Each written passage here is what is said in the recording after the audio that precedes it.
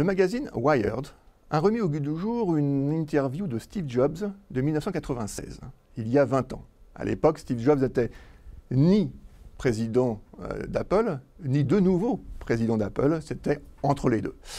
Cette interview lui posait pas mal de questions et Steve Jobs livrait un certain nombre de prédictions avec l'arrivée d'Internet. L'une de celles-ci concernait l'idée assez simple que finalement l'économie est souvent obstruée par un nombre d'intermédiaires qui n'amènent pas forcément une grande valeur ajoutée et qu'Internet avait vocation à supprimer les intermédiaires. Alors cette idée simple, qui peut être séduisante, était-elle celle de Steve Jobs ou était-elle la pensée dominante de l'époque? Il y a 20 ans, contrairement à ce qu'on peut relire aujourd'hui, finalement, cette pensée de la suppression des intermédiaires était une pensée tout à fait dominante. Voici un article de Forbes, qui n'était pas connu pour son expertise en matière de numérique à l'époque, et qui signifie très clairement supprimer l'intermédiaire, en dit long, c'est un article de 1998, en dit long sur la pensée dominante de l'époque. Alors premièrement, on le voit, Steve Jobs n'avait pas forcément la paternité de cette idée qui était finalement pas du tout une prédiction, mais une pensée dominante. Mais ce qui est le plus étonnant encore, c'est que Steve Jobs, revenu aux manettes d'Apple, enchaîne à partir de là les succès. Le premier succès, on le connaît, c'est l'iPod.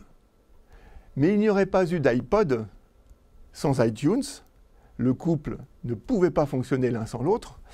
Et iTunes, c'est ni plus ni moins qu'un intermédiaire entre les maisons de disques, n'est-ce pas, et puis les utilisateurs, les acheteurs de disques.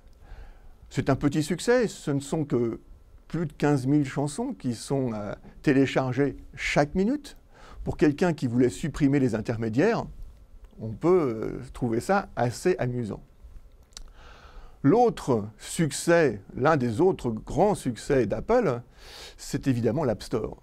En 2015, c'est tout simplement 20 milliards de chiffre d'affaires sur lequel Apple touche 30%. Pour quelqu'un qui voulait supprimer l'intermédiaire, ce n'est pas mal. C'est 9 millions de développeurs iOS référencés qui ne pourraient pas travailler ou pas aussi bien s'il n'y avait pas un marché organisé par l'intermédiaire Apple. Et puis enfin, tout un chacun, notre petit appareil préféré ne fonctionnerait pas aussi bien si on ne chargeait pas toutes ces applications. C'est en moyenne 80 applications par appareil. Alors, on le voit bien, et c'est là où ça devient intéressant, c'est que sur le discours que l'on entend de plus en plus souvent, notamment à l'occasion de l'ubérisation, que l'intermédiation est quelque chose dont il faudrait peut-être se séparer, que les technologies numériques permettent de désintermédier, sous-entendu de simplifier, sous-entendu de rendre accessible à beaucoup moins cher certains biens et certains services, il ne faut jamais oublier que derrière ce discours un peu simpliste, dans 99% des cas, c'est un acteur qui cherche tout simplement à réintermédier à son profit un marché qui était intermédié précédemment par quelqu'un d'assez indéboulonnable.